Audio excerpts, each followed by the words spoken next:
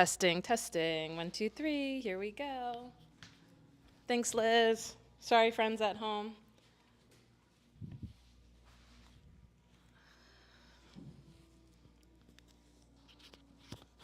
Okay, hopefully that's better. So Anisha will be telling Ganesha stories later. I'm going to start. We'll be talking about Ganesha for like at least the next week. Again, this is a 10-day birthday celebration, which I think the foremost lesson is all birthdays should take 10 days to celebrate, at least. Am I right? Spread it out. So our cute Virgo, also on the camera. He's the Lord of New Beginnings, the remover of obstacles. I put him there to help prevent us from hitting our head on the camera. It works some of the time. And in the tantric yoga tradition that our practice is rooted in, the deities of the yoga tradition are not seen as external objects of worship that we pray to in order for like some divine intervention. The deities of the yoga tradition are the mirrors. And without kind of knowing anything about them, you kind of feel something or wonder something. And then the more you learn about their iconography and their symbolism, the point is like the more you're supposed to see yourself in the deity and the deity or the divine in you. That all of the deities are meant to reflect some aspect of your own nature and character. And so when you hear the stories or read the stories of the yoga tradition, and I've actually stretched this practice into like all the time, like any stories I consume that I read or watch on television, you're to see yourself in every character and every character in yourself. And this is how we relate to ourselves and relate to each other and relate to and engage those in the world around us. He has a great story and tons of symbolism and iconography. Hello. And just to start, just like a little sort of guide around Ganesha, he has the body of a large baby boy, a baby god. He has a human body from the head down. He has the head of a mature elephant. This is a story. I don't know that we'll get to this one today, but Anisha will surely tell it later, and I'll try to tell it over the course of the next week. He has 4 arms. In his back arms, he holds a lasso in one arm, which represents your discernment and your ability to gain perspective through the practices of yoga. The lasso is something that is an instrument of connection, and it lets you sort of pull things in close to see the details, to bring things into focus, and lets you kind of take it farther away to get the broad view, to kind of see like what the matter is. So you can gain perspective and bring things into focus with the lasso. In the other rear arm, he holds an elephant goad, which is an instrument that elephant trainers use to sort of control or train the elephant, which is a wild animal that cannot truly be controlled. And this represents your mind, that your mind is kind of a wild, uncontrollable beast, if you will, but through the practices of yoga, you can kind of learn how to focus your mind and kind of draw the thoughts that you need to draw out when you need them. So you don't need to like be thinking of everything you know all the time, but you can remember what you need to remember when you need to remember it. Does that make sense? So it helps you control the mind, if you will. Then he has his trunk is twisted. Another one of his names is the twisted trunk, and it goes into his hand over here, which is holding a plate of sweet treats, which are like laddus. They're an Indian sweet treat delicacy that are like super sweet. Oh my God, I ate so many when I lived in India. I came home so fat. They're so, like the first time I went, I was like, I could never eat another one. And then I was like, oh my God, give me laddus. And it's not to say that like everything in life is sweet, but I was thinking about this morning in the shower, this sort of Virgo aspect of Ganesha. Any other Virgos in the room? Are you guys tired? You've been partying? They're laying down. or if you have like strong Virgo placements, you'll like see it in yourself or each other now. Like if you have strong Virgo placements, like even if you're not a Virgo, depending on where Virgo is in your chart, this is like where you have good taste. Like on Wednesday night, we had a Virgo and a Virgo rising, and the Virgo had like a purple shirt and a purple headband and a purple mat. And then the other Virgo had like a turquoise pants and like matching knee pads. And you can almost like spot them from a mile away. It's like where you have like good taste, and that fluency in yoga is gonna like help you have good taste and be able to like find the sweetness or make the sweetness or offer the sweetness no matter the circumstances. And in this other hand, he does Abhaya Mudra. You'll often see the deities with this hand mudra. A lot of yogas define it as like fear not. In our yoga tradition, we define it as never without our fears, that our fears are there divinely on purpose in order to inspire us and inform us and illuminate us. And that if we weren't without our fears, we would probably make some really bad decisions. So not that our fears should govern us or dictate us or limit us, but that our fears are there to inform us and inspire us and protect us and encourage us, really. He is the remover of obstacles, and he has the size of a huge divine baby boy and a huge mature elephant head. And it's this idea that it's like we're often our own biggest obstacle. Like, can anyone relate to that? We're often our own biggest obstacle. And so he calls on the part of ourselves that helps us get out of our own way. I mean, you can also, when you have obstacles on your path, invoke Ganesha. And then all of the deities in the yoga tradition have a vehicle, a vahana, like a little creature that they get around on. And Ganesha's is always with him. He gets around on a little mouse or rat. And it's this kind of paradoxical, ridiculous, outrageous iconography of like Ganesha being huge and riding around on this little mouse, like kind of a clown. The mouse represents the part of ourselves that is small and so easily and often overlooked, and yet has the power, the potential and power to get us in and out of the tightest situations, and this is our breath. So he rides the breath, and it's always going to be your breath that helps you get through, get over, get past the most difficult challenges. So that'll be something that we return to over the course of his birthday, that we always do in yoga, and why the breath is so important in the yoga tradition. It all comes back to the breath. One more thing I'll say about the breath is that his elephant trunk signifies the way that he eats, drinks, and bathes. And it's this idea that the elephant trunk reminds us that we're bathing in breath when we do yoga. We're bathing in breath.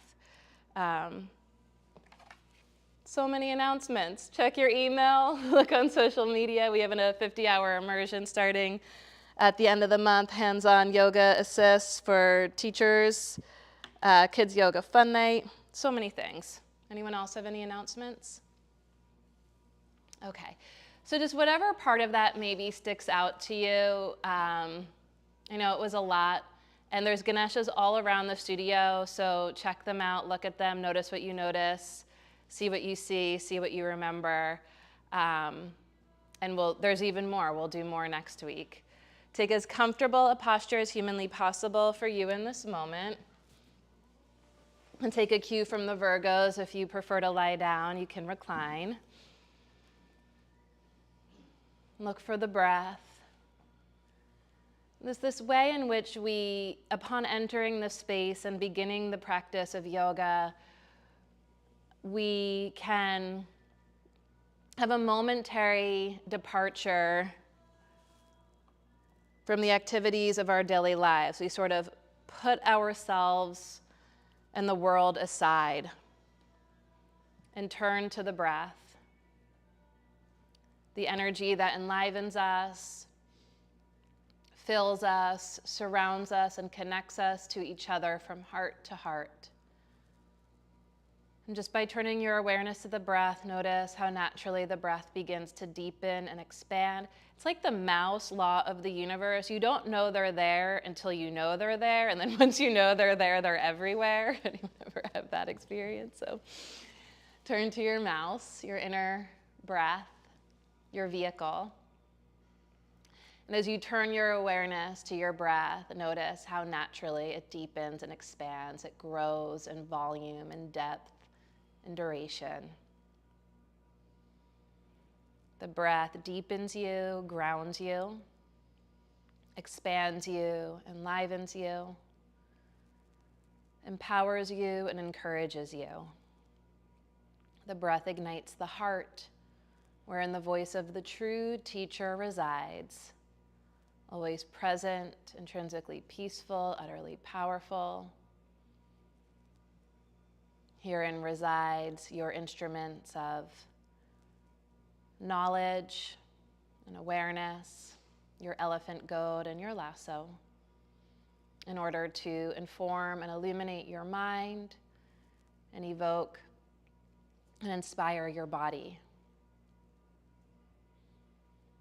And here in this gift of embodiment, we have an opportunity here and now together to align ourselves, engage ourselves, and stretch ourselves through aligned engagement in ways that affirm and enhance our capacity for breath, for energy, and for life, and in turn empower us and encourage us to overcome obstacles, whether they be extrinsic or intrinsic.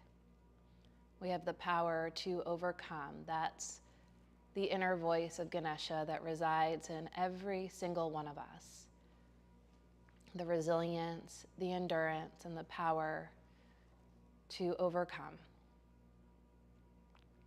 We'll bring the hands together before the heart in Anjali Mudra, a gesture of sincere self-reverence that acknowledges these aspects, these virtues, these values within us, and a gesture that places the presence of the heart, the light of the heart before us as a guide for at least the time we spend together. If you're reclined, you can just continue bathing in breath and let our sound wash over you. And if you're seated, I invite you to help us set the tone for our practice today by sharing the voice of your heart and the sound of an Om, or again, just let the sound wash over you. Deep breath in.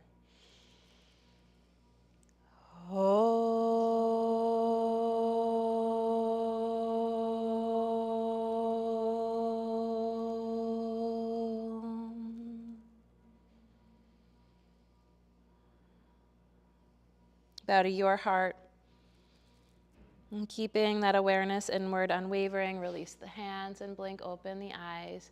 So the other thing about the elephant-headed deity is just that it brings two things that are familiar to us and joins them together and creates an image that is unfamiliar. And even that in and of itself, I think, is such a powerful invocation and sort of inquiry into ourselves, the ways in which we think we know ourselves and yet are so unfamiliar to ourselves. We practice yoga because this is a practice and a path of self-inquiry and self-intimacy, and this idea that it's a lifelong practice. And if you buy it even across lives, because there's always something more that can be known and should be known, and not to take that sort of sense of familiarity for granted. So let's dive in. We'll come on to all fours to start in a tabletop position. You can bring your hands all the way up to the top corners of your mat and pad your knees with a blanket as you like, if and as you like.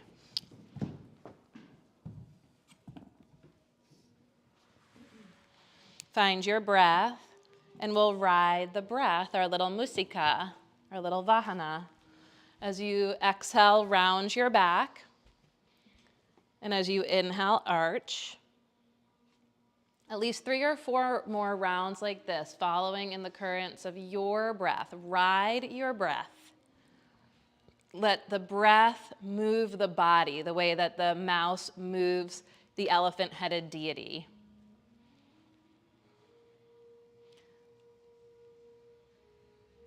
And notice what you feel, how it feels where you feel it, and notice how by linking breath and movement, it starts to bring things into focus. What do you feel? How does it feel? Where do you feel it? And this information, this knowledge, what do you think or know or feel you need from your practice of yoga today? When you're ready, in your own time, at your own pace, we'll meet in downward facing dog, Adho Mukha Svanasana. Continue to ride the currents of your breath. Still in Virgo season, Ganesha, our Virgo yoga deity. This is the first year I've really thought about Ganesha as a Virgo, and just that earthy, sort of mutable energy of Virgo. It's an earth sign, but it's also mutable. It can flow and change. It's like a watery earth sign. And that's that ability to move obstacles, the way that water moves earth. Can pedal your feet from side to side, stretch through the soles of the feet and the backs of the legs. Again, bringing into focus what you feel, where you feel it, how it feels, helping you to clarify how to move your body today in the ways that suit you, affirm you, enhance you. On an inhale, float your right leg straight up to the sky. On an exhale, step it through to lunge. Ground through your right foot. Feel your connection to your back leg, your back foot to the earth. And as you pull the feet towards each other to engage the legs, inhale, reach the arms up to the sky. And come back to your breath. Ride your breath. Breathing through the nose, of course, allergies and Vata season colds permitting. Breathe in and out through your nose, and linking breath and action as you inhale, pull the feet towards each other. Feel the legs engage from the ground all the way up into your hips, into that watery region. And from the core of the pelvis, as you push down and out through the legs, when you reach up through the arms, the fingers, even the thumbs a little bit more. This idea, when you reach up through the thumbs more, it should actually help you sort of subtly lengthen up through the back of the waist, where you might be kind of crunching or diminishing. One more breath, bend the front leg 1 inch deeper. And with your exhale, plant the hands, take it back to downward dog. And pedal the feet and feel the difference from side to side. Were there any obstacles removed that maybe what weren't even we didn't even clearly know were there? For me, always after my first down dog to first lunge, it strikes me how much longer the right leg feels compared to the left leg. Like, oh, that was there. Removing the cobwebs that sort of diminished the flow of energy. On an inhale, float your left leg high to the sky. Ride your exhale through to lunge. Pause, plant the feet. Ride your inhale to crescent lunge.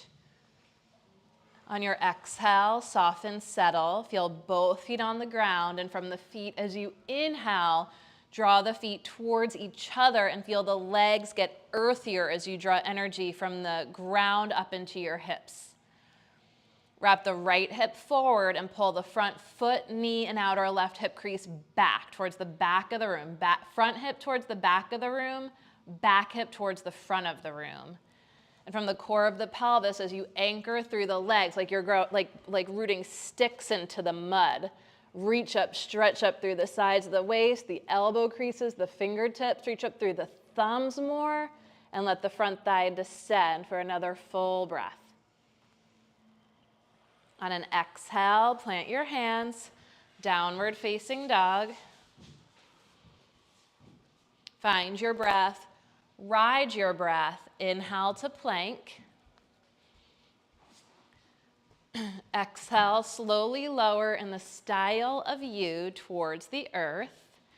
And on the inhale, I feel like this is right in your face, you can find cobra. Slide the heart forward and up. Flick the toenails down and claw your fingertips towards your feet. Press the palate straight back. Again, take a moment to breathe, to ride the breath, to notice what you feel, how it feels where you feel it. And on your next exhale, we'll meet in downward facing dog. push through the arms to lift through the hips. Spread the toes as you ground through the heels. Can even micro bend both legs here, micro bend or macro bend. And as you spread the toes and claw the fingertips, rather than pressing your knees back, press your thigh bones back into the hamstrings. On your inhale, float your right leg high to the sky. Exhale to catch your lunge. Pivot your feet to the left for a wide-legged forward fold. Locate your strap if you have one. If not, I'm coming around with the basket. Take the strap between your hands, behind your hips.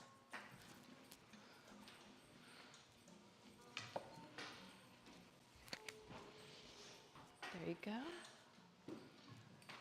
Hug the shoulder blades together. Reach your arms up to the sky, mindful of head to butt ratio here. And as you reach your arms up to the sky, I will try. I'm not the best keeper of time, which also represents the lasso. Represents time. As you hug the shoulder blades together, energetically try to pull the hands apart. Hey Siri, can you tell us when it's 11? She doesn't always listen to me. It sounds like that's a no. Someone Siri might.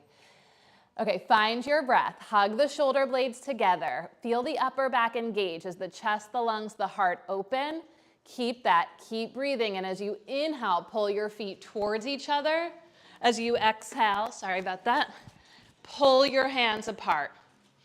As you inhale, pull your feet towards each other. As you exhale, anchor your tailbone down. And when you get those two actions in tandem, you should actually feel the whole spine extend. One more breath here. And on your exhale, release the strap. Keep it handy. Turn your right knee and toes through lunge. Come high on your fingertips inside your front foot. And as you pull the feet towards each other, big breath in. Exhale, right arm to the sky. Twist your lunge. The twisted trunk. The trunk turns towards the plate of sweet treats. So how can we make this taste sweeter? Come higher on your left fingertips. That's not going to be intuitive. Good. Now as you pull your feet towards each other, check it out. Can you lean back over your shoulder blades more? Ah, that was sweet. On an inhale, untwist. Exhale to downward facing dog. Find your breath, breath to heart, heart to mind, mind to body. On your inhale, float your left leg high to the sky. With your exhale, catch your lunge. Find your strap. And pivot your feet to the right this time for the wide-legged forward fold.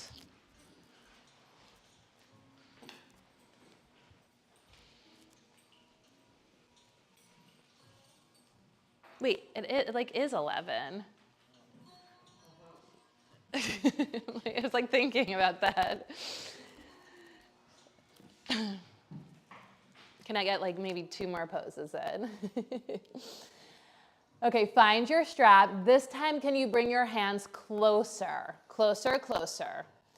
Bring your shoulder blades together, and if they don't come together, then give yourself a little slack. Take your hands a tiny bit apart, just until you feel the shoulder blades join together.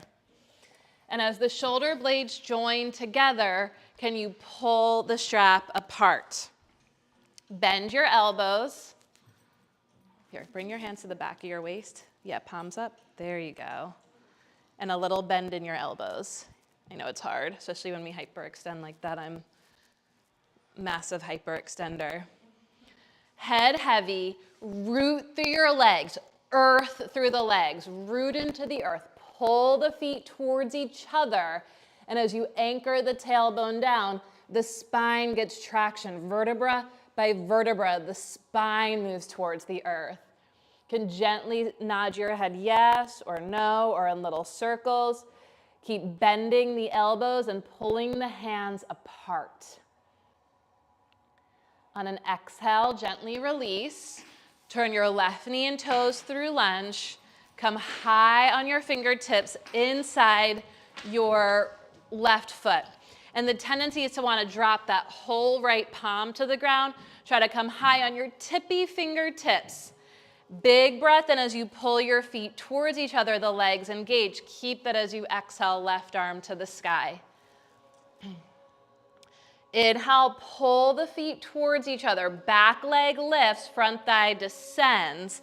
And as you exhale, lean back on your shoulder blades. Lean back. Let the heart open. It's okay to touch. Inhale to untwist. Exhale to downward facing dog. Pedal your feet a little from side to side with the newfound awareness of and connection to the upper back. Push through the arms to lift through the hips and ground through the heels.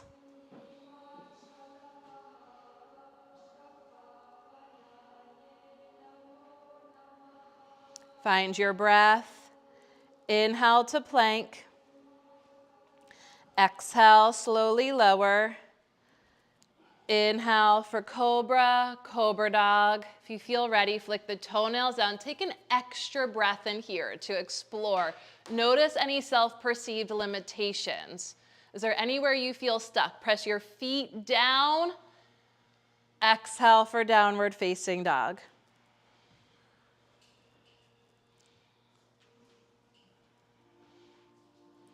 Breath to heart, heart to mind, mind to body. Here in the gift of embodiment, we can find and ride the currents of the breath.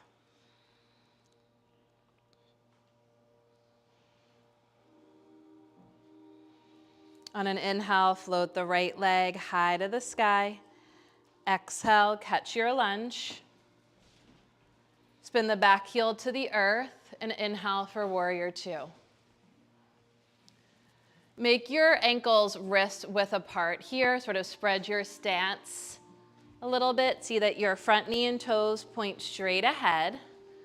And as you pull the feet towards each other, again, we engage the legs from the ground all the way up into the hips, bringing an earthiness, a steady, strong quality to the legs. Keep that as you bring the right forearm to the right thigh and reach the left arm overhead. Find your breath and twist the sweet part of yourself towards the sky. The heart turns up skyward. Push through the legs and extend through the left fingertips. Can you slide the right shoulder blade back? That right shoulder wants to come forward. Right shoulder blade to the spine, left shoulder blade to the spine. Slide the head back, the top biceps back, and then lean back on your shoulder blades. One more breath. Change nothing in the legs. Pull the feet towards each other. Inhale for warrior two. Push your front leg straight. Big breath in. Exhale, right fingertips to the floor or a block for triangle pose. Utthita Trikonasana. Find your breath.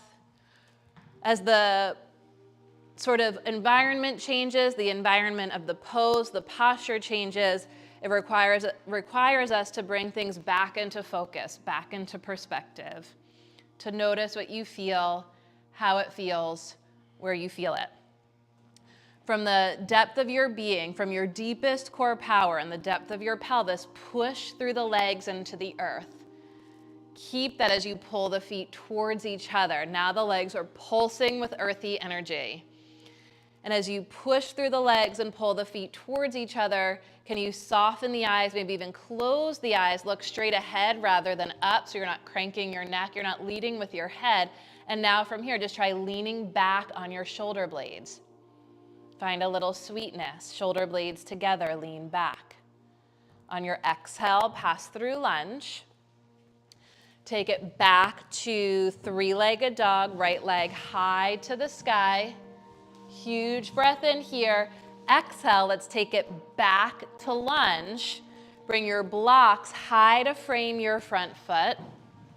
Highest height to frame your front foot. Keep your back heel, knee, and thigh lifting. You got it. You're welcome.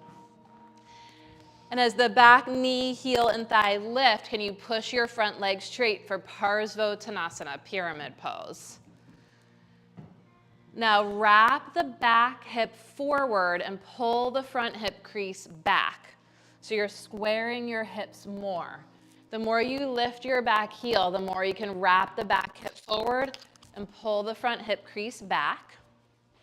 Get long through your spine. Take the fingertips to the blocks and see if you can get the arm bones to plug into the shoulder sockets and the shoulder blades to join together on the upper back.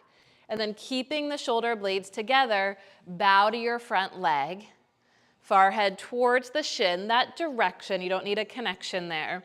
And the key is as you push through the inner edge of your front foot, can you tack the front hip crease back? Is it okay to touch? You okay there? Oh, I like the way our colors look together. Okay, lunge in the front leg, take it back to downward facing dog. And again, notice any newfound space. Maybe pedal the feet from side to side, wag the hips. Have you removed any blockages? Do you notice any newfound space through which the light of awareness, the currents of the breath, can flow more deeply, more fully, more freely in you, as you, through you, from side to side? Maybe there's a difference. On an inhale, we'll float the left leg to the sky. With your exhale, through to lunge. Back heel to the ground, ride the inhale to warrior two. Turn your back toes in, width apart. And as you pull your feet towards each other, feel the legs engage with strong legs, left forearm to left thigh, right arm overhead for Parsvottanasana. Can use your left arm to guide the left knee more open. Draw the front of the left shoulder back and draw the left shoulder blade to the spine, the right shoulder blade to the spine. And as you push through your back foot, reach through your right fingertips. As you stand through the back leg, let the front thigh descend. And now lean back on your shoulder blades. Change nothing in the legs, just inhale, ride the breath, warrior two. Push your front leg straight. And with your exhale, find triangle pose. Left fingertips to the floor or a block. And linking breath and action, feel both feet on the ground as you exhale. Push from the depth of your being into the earth, from the core of your pelvis. Push through your legs, push through your feet. As you inhale, pull the feet towards each other and feel the legs activate with strength.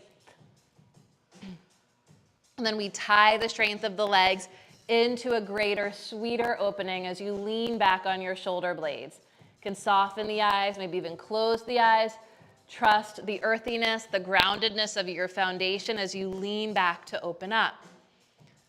On your exhale, pass through your lunge, plant your hands, downward dog, left leg high to the sky, big breath in. Ride your exhale back on through to lunge. Bring your blocks high to frame your front foot. Keep your back heel, knee, and thigh lifting as you push your front leg straight for Parsvottanasana, pyramid pose. Lift your back heel high, and as you pull your feet towards each other, wrap your right hip forward and your left hip crease back, squaring your hips more. Gonna touch, Maury? Yeah. Micro bend right here. You're locking this leg. There we go. Right there. You good? Yeah. Yeah, come high on fingertips. Draw the arm bones into the shoulder socket so you're plugging into the heart. Draw the shoulder blades together right at the back of the heart. And as the shoulder blades come together, you can bow to the heart, forehead towards the shin. Push through the ball of the back foot as you lift through the back heel. Push through the inner edge of your front foot as you pull the front hip crease back. I'm back. And breathe into what can't be seen but can be felt. This is like IT. This is a really tight space inside of us. Breathe into the tight spaces. On the exhale, pass through your lunge, plant your hands, downward facing dog, find your breath, notice what you feel what you notice. And riding upon the currents of your breath, inhale to the top of a plank, exhale to lower towards the earth in the style of you. Inhale for cobra, cobra dog, up dog if you feel ready, but be here for an extra breath to move in you, as you, through you, from you. Flick the toenails down, claw the fingertips, root into the earth, and then tie the support of the earth into the opening. Exhale for downward dog.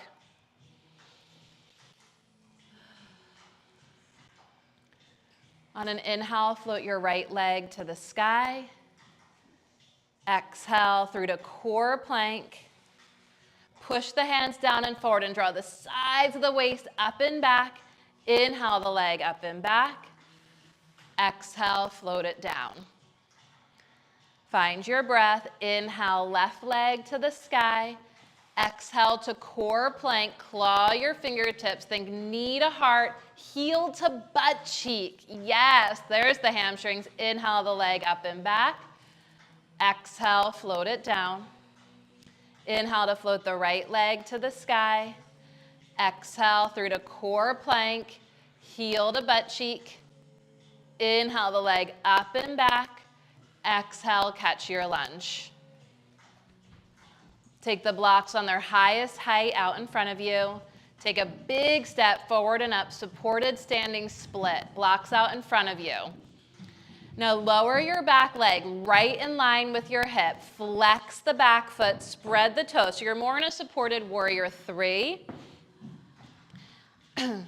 Turn the back toes in, see that your standing knee and toes point straight ahead. And just like we've been doing in our other poses, wrap the left hip towards the floor and tack the right hip crease back. Keeping that, can you take your blocks down a notch? You can walk them forward as needed. Lift your standing heel, come onto your tippy toes, and as you push into the blocks, draw the bottom ribs towards the spine. Draw the bottom ribs towards the spine and push into the blocks to lift the inseam of your back leg 3 more inches. Keep that as you ground through your standing heel. Keep the back leg lifted straight and strong as you ground your standing heel to the earth. Exhale all the way back to lunge. Take it back to downward facing dog. Whew.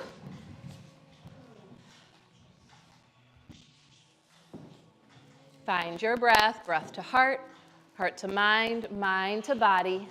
On your inhale, float your left leg to the sky.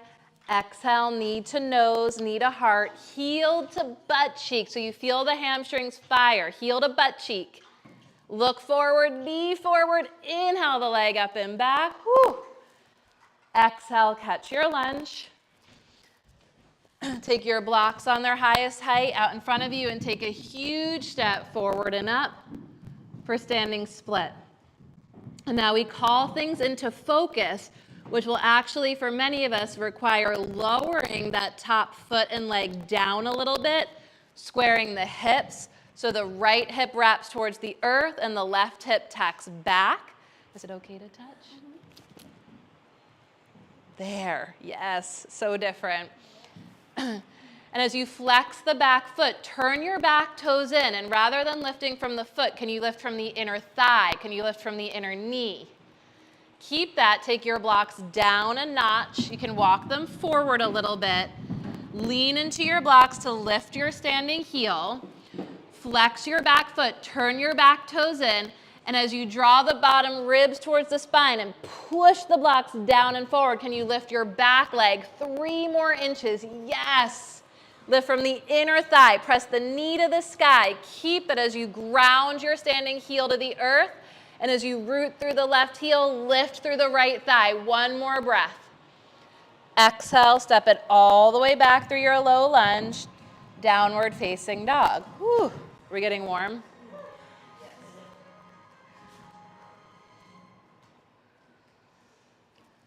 Okay, lower the knees down for a moment. You can take child's pose or sit back on your heels. We're not quite done warm-ups yet, but now that we've sort of dialed into the fabric of the body, I do just want to check back in. I have some ideas about where I want to go with y'all today, but in addition to requests for hamstrings, which I hope you all are starting to feel that, and that like a lot of times, I know that Camden knows this well, but I should have said it in the beginning. That like sometimes when we have hamstrings, like hamstring issues, it's hard to know what's going on. Like we think we need to stretch the hamstrings. We think the hamstrings are tight and they need to be stretched. But if you stretch a tight hamstring, what we get often in the yoga world is hamstring tears, hamstring injuries. So we have to make sure we're doing as much to strengthen the hamstrings as we are to stretch the belly of the muscle, not just the attachment. So anyone like notice how hard it is to like draw, Camden, can you come into downward dog? I'm just gonna use you to demo, I hope that's okay. And can you go from downward dog to three-legged dog to core plank? And like how hard is it here to draw your heel to your butt cheek? Anyone else notice that? That's hamstring weakness. And so if you're trying to just stretch a weak hamstring, you're gonna get into trouble later. Does that make sense? So we wanna make sure we're doing both. And we're gonna hit more of that throughout our practice today. We'll do like engaging and stretching through engagement. Any other requests, parts of your body that are wanting? Lower back. Lower back, yeah. Upper back, shoulders, quads. Hips, yeah, like all the things, right? All the tight spots, all the tight spaces. And this is like, it is your inner Ganesha that drives you to yoga because you know that you're feeling tight and you want to feel more spacious. You want to feel more open. You know you feel better, have more energy when your energy flows more fully in you as you through you, that your practice of yoga helps to open up the tight spots, right? Wait, let me just make sure. Hamstrings, lower back, shoulders, quads. You said something. Hips. Okay. Yeah. Okay, here we go. Downward dog.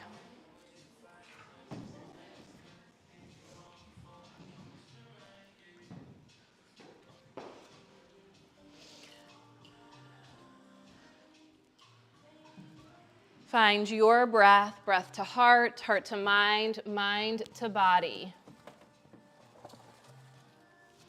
On your inhale, float your left leg to the sky. Exhale, catch your lunge. Inhale, reach your arms forward and up. Crescent lunge, could have just said that. And on your exhale, take a big step forward to balance on your left leg. Cross ankle over thigh and sit deep into chair pose. Take your hips back. Bend your standing leg, reach forward to take your hips back. And breathe into what can't be seen, but can be felt. Can you sit a little deeper? Anchor your tailbone down and reach your heart forward and up. Slide your head back and then bring your biceps to your ears. Inhale to rise up. Exhale, thread it all the way back to a lunge. Fingertips to the floor inside your front leg. Lower your back knee down, pad with the blanket as needed. And as you press the back knee down, pull the back knee forward. And without changing anything in your hands, press the back knee down, in and forward, and draw heel to butt cheek. A lot of times we get a cramp here when we do this, again, like a weak hamstring. If so, just release it and kind of massage it as needed. And then you clear that by pressing the back knee down more, in more, forward more, before drawing heel to butt cheek. Now with your right hand, reach back for your right foot. You can walk your hands more to the right to shorten the distance so that it's easier to bind yourself to your back foot. And then if you feel steady, option to bring left hand to left thigh. Now we kind of tend to hinge forward here.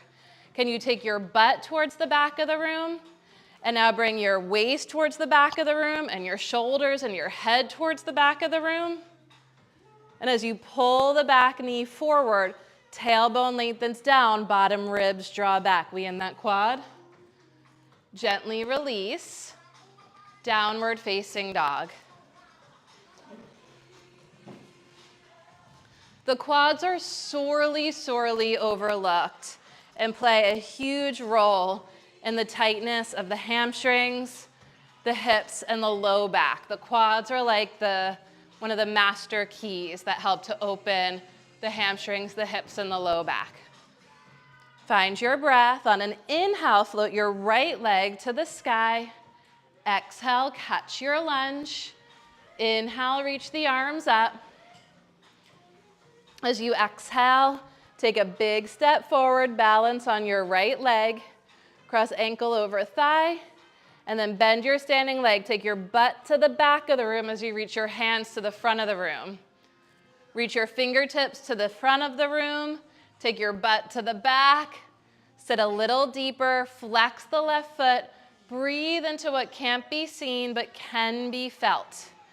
And as you can stay right here, big if you want more, as the butt goes back and down, reach the heart forward and up, take the head back and up, bring your biceps back. Inhale to rise up, exhale, thread the left leg all the way back to lunge, huge breath in. Exhale, fingertips to the floor inside your front foot. And lower the back knee down and adjust your blanket, your padding as needed to support your back knee. Press the back knee down, in, and forward. And everyone take your butt back a little bit, like child's pose. Yes. And now from there, you might want to walk your back knee back a bit. Yes. Now from there, draw the back knee down, press it in, press it forward, and draw heel to butt cheek. Flex the foot, spread the toes. Walk your hands to the left, and then with your left hand, catch your left foot. Keep the left foot active, meaning like fan your toes more to the left. You can stay right here. If you want more, right hand to the right thigh. Think butt back, ribs back, shoulders back, head back. Pull the back knee forward, ribs back, shoulders back, head back. Maybe bend deeper in your front leg. Everyone feeling something in your quads? Gently release, downward facing dog.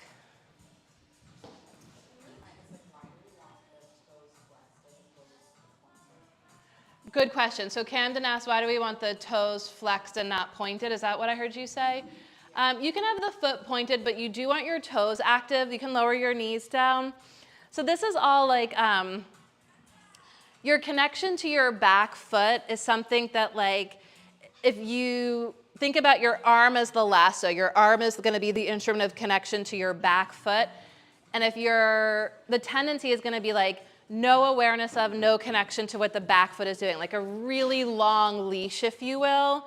I just like even thinking about myself as a kid, I had a long leash, and the leash I want for my children, like my parents had no fucking clue what I was doing, and it was bad. Like if you're not paying attention, best assume that it could be bad, okay? So then when you activate, when you bring your back foot into focus, you're gonna get a lot more alignment for free. And when you get more alignment, what you gain is more flow, more opening through the whole back leg chain. Does that make sense? So I'm just gonna show on my own body because I'm not gonna ask Camden to do anything potentially injurious. So the tendency is gonna be, if I'm not doing anything with my back foot, can you see how it's sickling? This is what most of you are gonna do. And this is like, because I don't do this, I'm gonna risk like a foot cramp here. But what the rest of us will risk is tweaking in the back knee, because when the foot's out of alignment, the knee's out of alignment, and the knee is weight bearing. So if you have knee shit, that can get really fucked up. Pardon me. So if you have knee stuff, you always wanna be very mindful to the actions in the foot, okay? And then if the knee is tweaking, you best bet that you're gonna get tweaking in the hip as well. So it's gonna be easier to flex the whole foot rather than just spread the toes. Because I've been doing yoga for decades, I can point the foot and spread the toes. Do you see that? And now that I've lined up the I've activated the foot, which the action in your toes connects to the actions of the muscles through the leg. Like when you spread your little toe, your outer shin hugs in.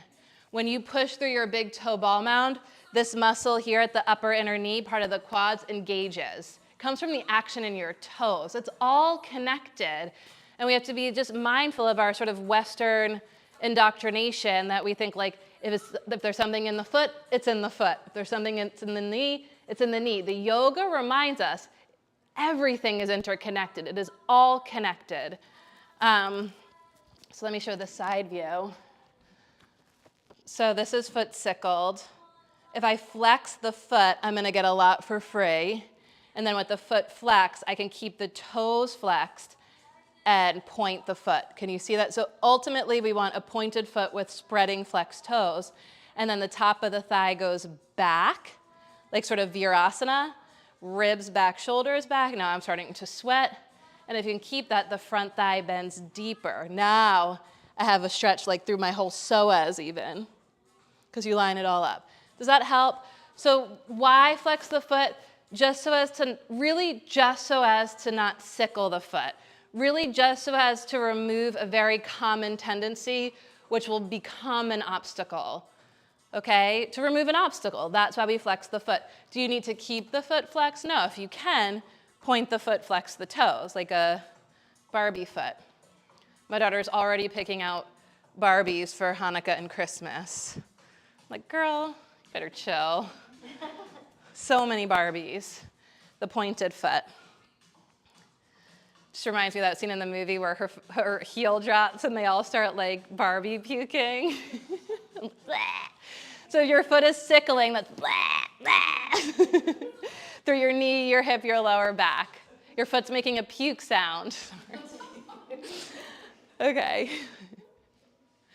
Downward dog. Does that help? So when you activate the foot, you're protecting the knee and you're getting more alignment in your hip and lower back on the back side, which when you bring the back side into alignment, you'll get access to more opening in the front. If you open in the front with misalignments in the back plane, you get harm, you get potential for injury. Find your breath, ride your breath. The breath ignites the heart illuminates the mind inspires the body. These are your instruments of embodiment. Ride the breath. With your inhale, float the right leg to the sky. Exhale, catch your lunge. Did we do both sides? Yes. Oh, cool. Okay, just kidding. Right leg high to the sky. Exhale, right knee to left elbow. Heel to butt cheek. Knee to opposite elbow. Inhale the leg up and back more. You might want to scoot, or anyone on the left side might need to scoot for this. Exhale, knee to opposite elbow. We're going to extend the right leg straight out to the left. Take the left toes as high towards the front of your mat as you can. Keep the back heel, knee, and thigh lifting, and then push through your hands like downward dog. Are we in there? Okay, now inhale a little more towards plank and slide your right knee behind your right wrist for pigeon prep. Bend your back leg and with your left hand, find your left foot. You can bring your right hand onto a block on its highest height in front of you or next to your right hip. Press the back knee down. Press the back knee into the midline and pull the back knee forward. And now flex the foot and turn your toes out to the left. Keep that, keep spreading your toes to the left as you point your foot. Yes, nice, Paolo, that's awesome. And as you draw the heel to the hip, take the thigh bone to the heel, like child's pose kind of. Does that help? Press the back knee down and forward. Pull your front knee and outer hip crease back. If you want more, big if, reach your right arm to the sky. Draw your shoulder blades together. Now keeping your connection to the back leg like you're letting the lasso out. You're lengthening the leash. Push your foot into your hand to extend your left arm towards straight. Try to get your left toes to touch the floor. Ooh. And now draw the heel to the hip. Reach the right thumb higher. Exhale, gently release. Downward dog.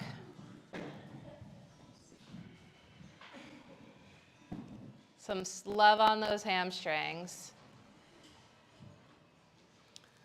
So there is a pose like that where you are holding the back leg and the foot is on the floor. Find your breath. On your inhale, float your left leg to the sky. Exhale, knee to opposite elbow, heel to butt cheek, knee to opposite elbow, heel to butt cheek. Inhale the leg up and back. Exhale, knee to opposite elbow. This time if you're on the right column of the room, you might need to scooch more to the left. Extend your left leg straight out to the right and scooch, scooch, scooch that left foot more towards the top of your mat as much as you can. Okay, now plant the hands, take your hips up and back like downward dog. Holy smokes, anyone?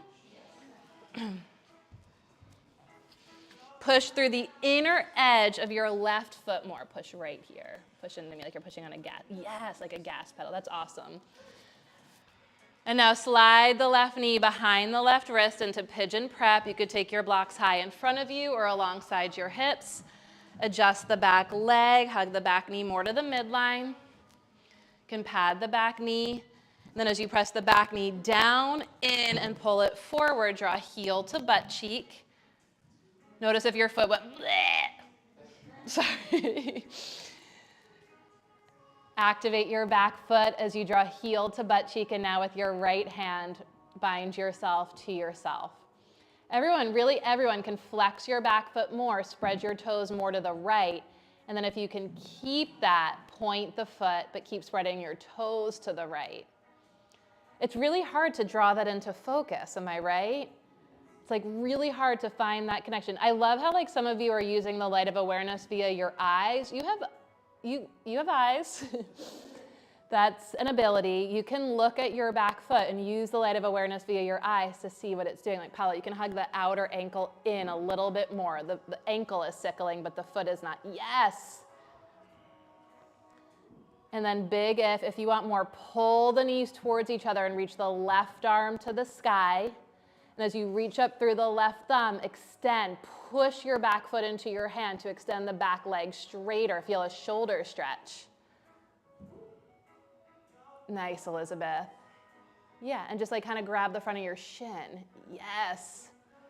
And then bring the heel back to the butt cheek. Okay, we're done by popular demand. Take it back to downward dog. Pedal it out. Notice any changes, any newfound space. I'm going to take the right leg through to pigeon prep.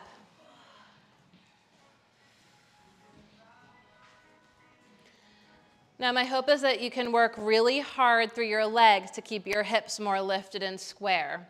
Again, if you tuck the back toes under, you're going to create a flexed back foot, and you're going to get a lot for free just by flexing your back foot and tucking your toes under.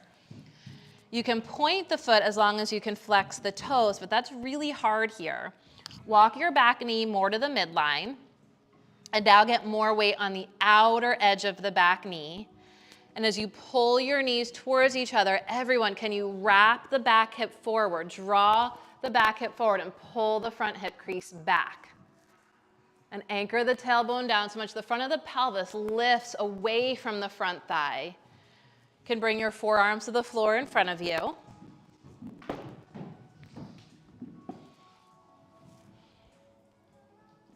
And as you press the back knee down and in and forward, we're going to walk our arms, sort of army crawl to the left.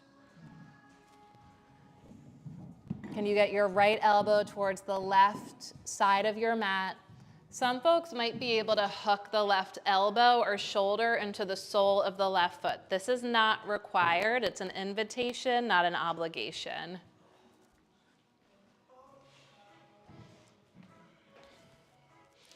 Wherever you are, press the right elbow sort of down and energetically sort of drag your right elbow back to the right and twist your hips to the right. The twisted trunk. moves towards the bowl of sweets. And he shares his sweets with his mouse. He shares the sweets with his vehicle, with his breath. Inhale to untwist. And I take it back to downward dog. I want to circle back on that thought. Take it back to down dog. We'll meet there. You can pedal it out. Rest as needed. You don't have these. Do you have these? Oh, yeah. Oh, I was just bringing them closer. I'm like, that a lot of times, lower your knees down, just take child's pose or sit back on your heels, be comfortable for a moment. A lot of times when we do twisting poses, the form of the twist has the potential and tends to diminish our capacity for breath. It limits the breath. And that is a reflection of us getting in our own way. The reminder that yoga, the practices of yoga are always meant to be in service to the breath, never designed to diminish the breath. Certainly there's breath exercises we do that create like structure and maybe some restrictions to the breath, but never in the spirit of diminishment, always in order to enhance and optimize the breath. So when we do the twist to the second side, it's deep, it's intense. Notice the tendency to which the form takes the breath away. And then remember, the twist exemplifies, reflects the twisted trunk, which moves towards sweetness, and which the way in which Ganesha shares his sweets with his mouse. The mouse is your breath. Share the twist with the breath. Look for the breath. Back up as much as you need to keep the breath deep, and then ride the exhale deeper. It'll get sweeter. Okay? Downward facing dog.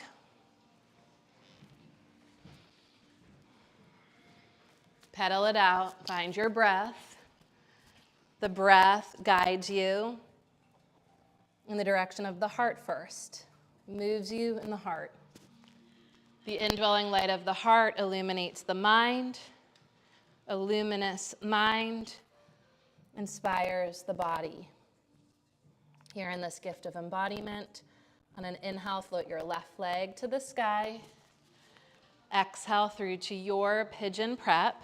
Left knee wide to the left.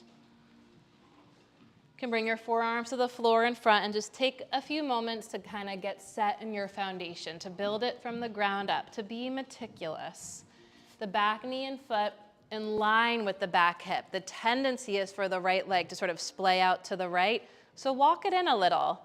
And with eyes closed, notice where the weight is on your back knee and get a little bit more weight to the outer knee, And as you pull the knees towards each other, lift and square your hips, right hip forward, left hip crease back. Keep that as you army crawl to the right. How far can you go? The direction, you don't have to get there. The direction is of the left elbow or shoulder towards the crook of your left foot. And then bend the left elbow and bring your hands into prayer. So that you're prop yourself up on your left elbow wherever you are and bring your hands into prayer. And you can be on fingertips even here. Bring your fingertips to touch and press your elbow down and back and twist your hips to the left, and from the left waistline, twist to the right. And notice if you're sharing with your breath here. Is the twist diminishing your breath, or is the breath sharing the sweetness of the twist? Twist your hips to the left, pull your left elbow to the left, and twist your belly to the right. Go deeper on your exhales. Inhale to untwist. Do you have a set of these, Elizabeth? I do. Okay, so they're, well, just in case. Okay. Okay, downward dog.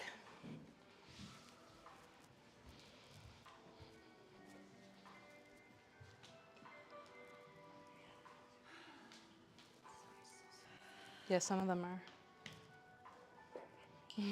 These are really soft.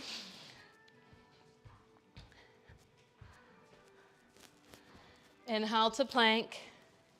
Exhale, chaturanga in the style of you. Inhale for cobra, cobra dog or up dog for an extra breath. Exhale to your belly. Make a pillow with your hands. Enjoy your breath.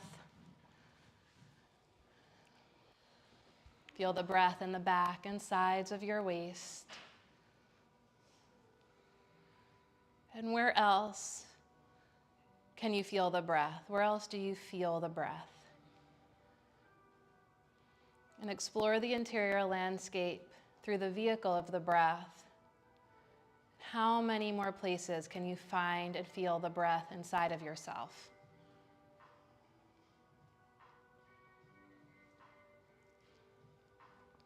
Particularly in the areas that tend to or often feel tight or stuck, can you let the breath flow in and through the areas that get tight or feel stuck, whether they be physical in your body,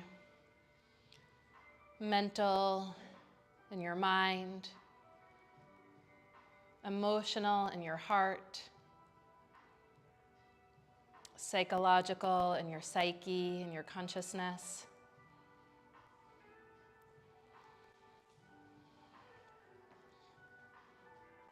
Just allow the breath to move in you, as you, through you, more deeply, more fully, more freely, with or without the light of awareness.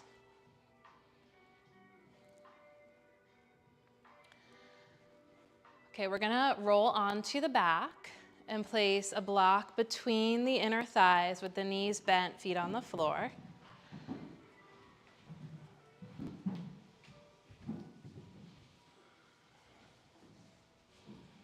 Block between the thighs. Try to hug the block more with the fronts of your thighs. Make your feet hips width apart and parallel. And bend your elbows alongside your waist in preparation for bridge pose. Palms face the midline, fingers point to the sky. Press the elbows down to lift the chest up and slide the shoulder blades together. As the shoulder blades join together, press the center back of the skull down and gently lift the chin. The direction we're about to go is we're gonna lift the hips, and the tendency, and now that I mention it, you might notice it and feel it, when we lift the hips, the chin will tend to drop. So press the center back of the skull down, and when you do so, it may be subtle, but can you feel as you press the center back of your skull into the earth, the muscles of the upper back between the shoulder blades and back of the neck start to engage? That's what we want. So much so that there's like the muscles, when we press the head down, the upper back and neck starts to lift, and it creates like a little tunnel that a mouse could get through. Sorry if that triggers anyone. Or like, I don't know, a butterfly could land. Is that better? Keep that as though there was space for a butterfly to land under your neck, right between the tops of your shoulder blades. And as you stand through the feet, lift the hips up. Notice if the chin just dropped a little bit, lift the chin a little to open the throat, and hug the block more with the fronts of the thighs.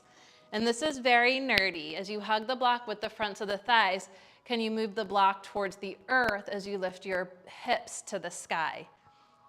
You can either interlace your hands behind you or extend the arms towards straight and press the outer edges or palms of the hands down into the ground. Maybe wriggle the shoulder blades in a little deeper. Find your breath, huge breath in, press the center back of the skull down, and as you exhale, extend out through the knees and down through the feet. Push your feet down and forward. As you inhale, squeeze the block more. As you exhale, press the feet down and forward. Lift your chin 2 more inches, press the back of your skull down, and on your next exhale, lower down option. You can keep your arms interlaced and gently land your hips onto your clasped arms if you like. If it's too intense, just release the clasp at the last sec.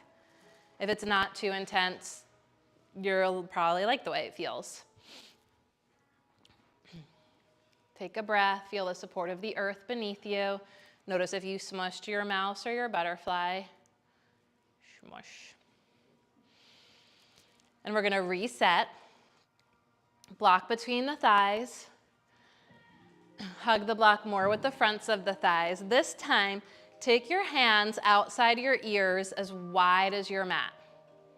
Fingers point towards the feet. The heels of the hands don't need to come down. So we're setting up for Urdhva Dhanurasana. There you go. And you can take your hands wider. Is it okay to touch? Yeah. I know, it's like, oh, okay. There you go. And then take them wider and turn them out a little bit. Okay. Just a little, it's too much. Okay, press the inner edges, the index finger, tip and thumb into the ground. Hug the block. Walk your feet in a little closer. Huge breath in. As you exhale, stand through the feet, lift the hips up, and just pause right here in like a goofy bridge place. Let the breath flow in you as you through you. As you inhale, squeeze the block. As you exhale, push the feet down and forward. Push your head down and roll to the top of your head. Good. Pause there. Take your hands wider, turn them out, suck your armpits in. Huge breath in. As you exhale, push through your arms and legs to come up into Urdhva Dhanurasana. Elizabeth, turn your toes in a lot. Yeah, okay. Breathe, feel, notice. Notice if and where you feel stuck. Turn your toes in, your hands out. Spread your fingers, spread your toes. Be connected to the earth. Yoshi, turn your toes in, heels apart. Yes, yes, yes, yes. Now push through your legs to pump your heart forward. Gorgeous. And on an exhale, lower down. Anyone get or feel stuck there? Enjoy your breath.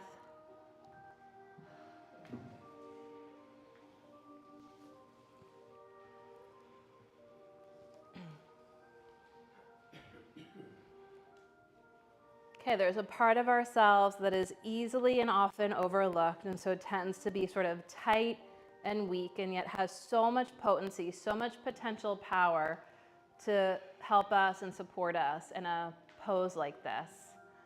You're gonna you can put your block to the side and reach for your massage balls. Let me know if you don't have a set nearby that's handy, and I'll bring them to you. Tried to bring them around to everyone, but I might have missed. That's okay. Yeah, I know. So I'm holding an extra pair. Do you need a pair?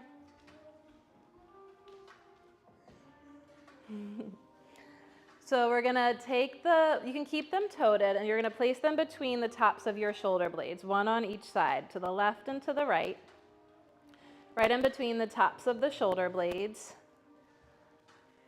And some of these balls have seen,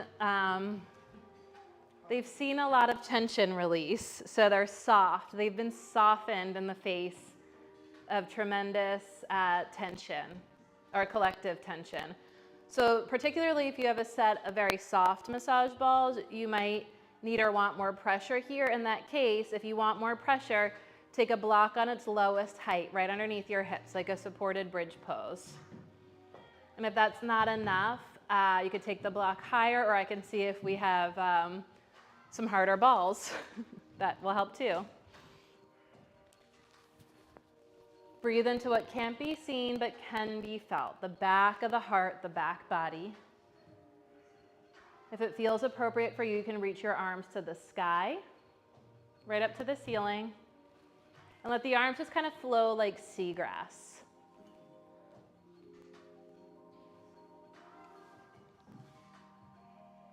We in there? Something going on. If it's too intense, you can do this seated against a wall where you'll have sort of like more control over the pressure, as opposed to lying on the floor where you have the full weight of your being in the lap of gravity. Breathe deeply, fully, smoothly into what can't be seen but can be felt. Release the arms down to the sides. Stand through your feet to lift your hips up, and carefully push through your legs. Press your feet down and forward to roll your body north an inch or two. As your body rolls north a little bit, the balls roll south a little bit. Can you feel that? Now lower the hips to the floor or the block. If you're using the block, slide the block north an inch or two to catch your hips. And we're back in. We're just in another region of the upper back between the shoulder blades, symbolizing the back of the heart a little nearer to the bottom of the heart. Breathe into what can't be seen, but can be felt. Breathe. Let the breath nourish the areas of tightness or stuckness, of dehydration or malnourishment. Breathe. Feed the back of your heart. You can reach your arms to the sky, and then lean to the right, reach to the right, roll to the right, and then lean to the left, reach to the left, roll to the left. Notice if there's a difference from side to side. Come up a little bit. A little higher. Yeah, like lift this part up. Lift this part of your body up. Okay. You okay here? Is that too much? No. Okay. Go back and forth from side to side at your own pace. And again, try to share this with the breath. The sweetness might not be the word for this. Again, the plate of sweets is not to say that everything in life is sweet, but it has to do with taste and the flavor that we give things.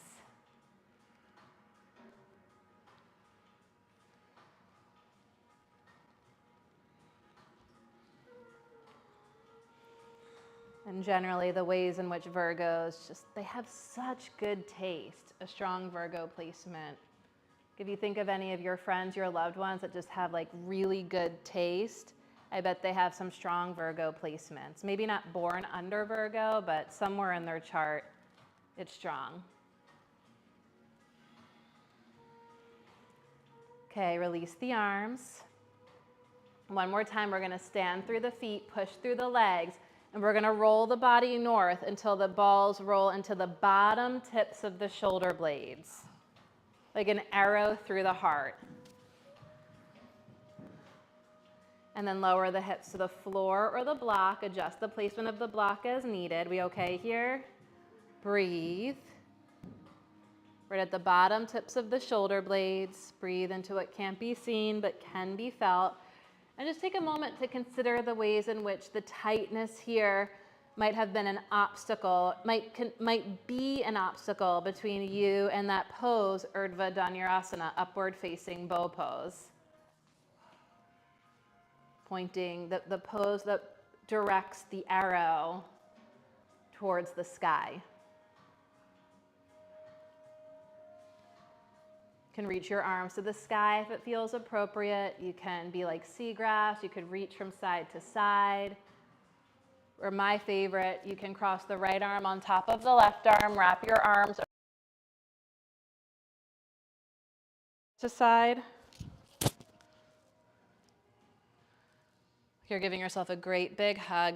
This technique is actually called the self-makeout session. You guys are being very quiet. A lot of times you'll hear some like moans or grunts here. Gently release, switch the cross of the arms. For most of us, it'll be left arm on top. Wrap your arms around yourself. Wrap yourself around yourself. Add a little sweetness and gently roll and rock from side to side. Give yourself the hug, the embrace you long for when something hurts. Breathe into what can't be seen but can be felt. A lot of times a lot of the tightness here in the upper back is just residual from the activities of like poor alignment in our day-to-day lives.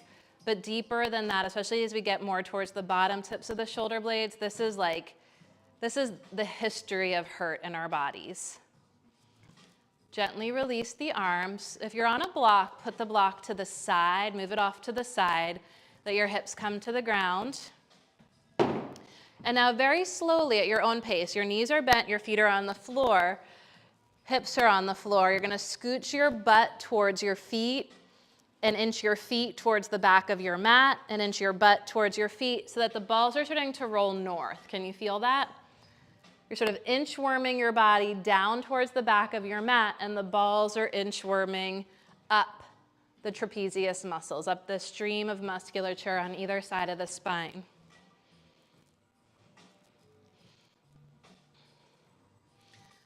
When the balls get right up to the very tops of the shoulders, this is the point at which it feels like they're no longer underneath you, but they're sort of wedged in place by the upper shoulders, the upper traps. You're gonna stand through your feet and lift your hips up like bridge pose. And as you push through your legs and push through your feet, you're driving the tops of your shoulders into the balls. Totally optional, you can reach your arms to the sky. Big breath in, imagine you're squeezing a block between the legs, and as you exhale, push the feet down and forward, press the head down, maybe reach your arms overhead, maybe. On your exhale, lower your arms down, lower your hips down, remove the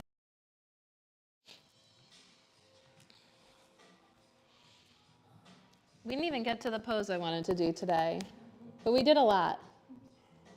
Remove the balls and let the upper back melt into the lap of the earth. Receive the earth. Let the whole front of your body, your front body, your inner body drop into the newfound space, the openness at the back of the heart. Let it hold you. Almost like you can curl into the lap of this newfound space inside you at the area of the back of the heart. Stretch your legs out long, reach your arms overhead, huge breath in. Exhale, slow breath out. With the next one, we're gonna take the deepest, fullest breath in and let it percolate inside of you for a beat, 2 beats, 3 beats, and then exhale with an audible sigh.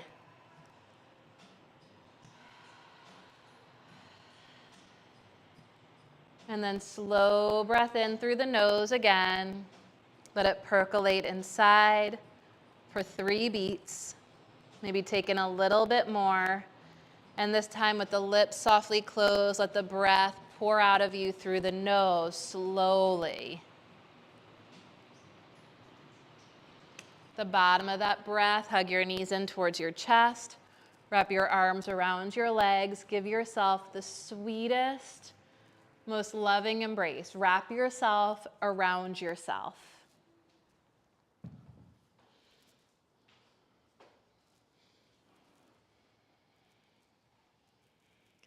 And as you wrap yourself around yourself, we embrace the you that you are, the you that you were, everything that you've had to overcome, and the you that you've yet to become, and all the potency and power inside of you to continue to overcome any obstacles that arise on your path inward and extrinsic. Ganesha is that aspect of our own nature and character that gets us through the tightest, the hardest of times. Scan your body with your awareness to see if there's any final poses, movements, or adjustments that you need or want to make in order to prepare yourself to fully relax. And as you're ready, you can add or remove props, add or remove layers, and begin to spread yourself out on the altar of the earth for a final relaxation.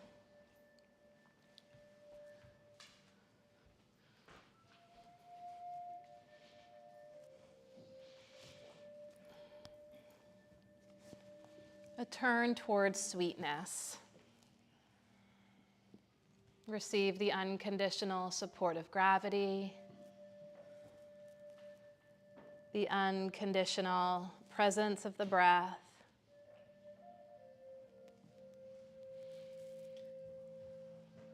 and the extraordinary ordinary space where these two great energies coalesce, where gravity and breath join together is exactly how and where you find yourself. This self is both ordinary and extraordinary. An insight we receive when we reflect upon Ganesha's image. Two ordinary things join together to create something extraordinary. And so too are you.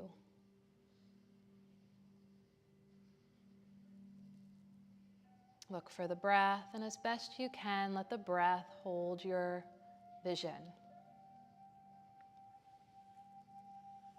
Bathing in breath.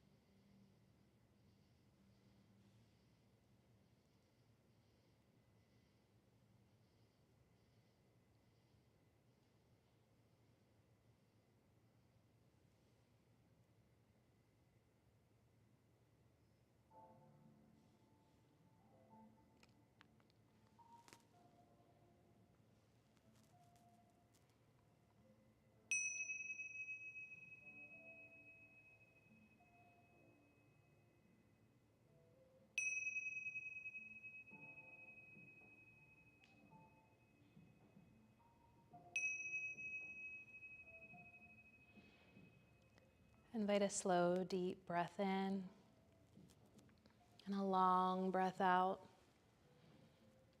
As you deepen the breath, again, notice how naturally your breath deepens you.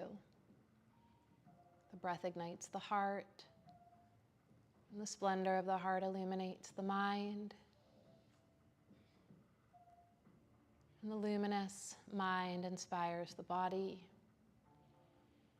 Here in this gift of breathing conscious embodiment, let the spirit that you are begin to gently stir and awaken the body that you have.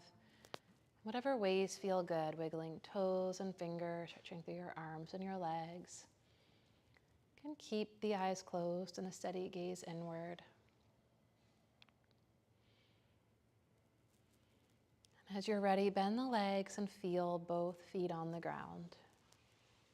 Take a moment to call yourself down to earth, back to reality. With the eyes still closed, you can heel toe your feet as wide as the mat. Big breath in as you exhale, let both knees fall gently to the right like windshield wipers. Pause for a breath. Inhale the legs through center, and as you exhale, let the knees fall to the left like windshield wipers. Pause for a breath. You can continue to go from side to side, slowly at your own pace, just letting the legs be like windshield wipers as you prepare to stretch your practice of yoga into the activities of your daily life, sort of clearing the lens through which we filter and receive the world. Ganesha is always found at thresholds. He sits at the threshold as a way to sort of guard and protect what we let in and what we keep out. From a threshold, you have perspective inward and outward. The next time you roll to the right, gently roll all the way to your right side. Pause. Take a moment to consider in which ways you bring the light of your heart more clearly to those in the world around you. Imagine that. So there were no obstacles to allowing your heart to shine its fullest and brightest. And then pushing through your arms, find your way into a comfortable seated posture with the eyes closed and the hands folded before your heart in Anjali Mudra. A gesture of sincere self-reverence that acknowledges the voice of the true teacher never further than your heart, which is never further than your breath. Your breath, your vehicle, is always guiding you in the direction of your heart first, so that the heart can inform us, inspire us, and guide us in all we do. In so doing, bringing more beauty, more good taste, more sweetness to those in the world around us. As you bow to your heart, with all my heart, I bow to every one of you. Thank you so much for your practice today, for your presence, and for all that you are and all that you do every day of this life. Thanks, everyone. Thanks, y'all. So the story, probably the origin story of Ganesha later today. Come back. I can't wait. Anisha's the best storyteller. And Sound Bowls, Healing Sounds with Elizabeth right after that. What a treat. And hopefully I'll remember, but if not, I definitely want to talk about his broken tusk next week. See you after this debate. Probably avoid that area the next couple of days. They're going to be shutting down streets. I heard on NPR. I was like, good thing I don't have to be in Old City early this week. Where is it going to happen? It's at the Constitution Center. That's like in Old City, right? Yeah. Like right there. Yeah. So historic. Can't wait. It's my husband's birthday, so we're not going out so we can watch the debate.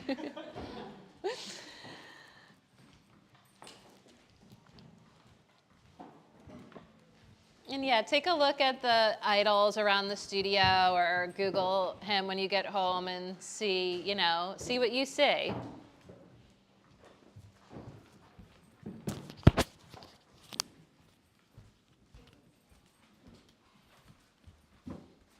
Thanks everyone at home.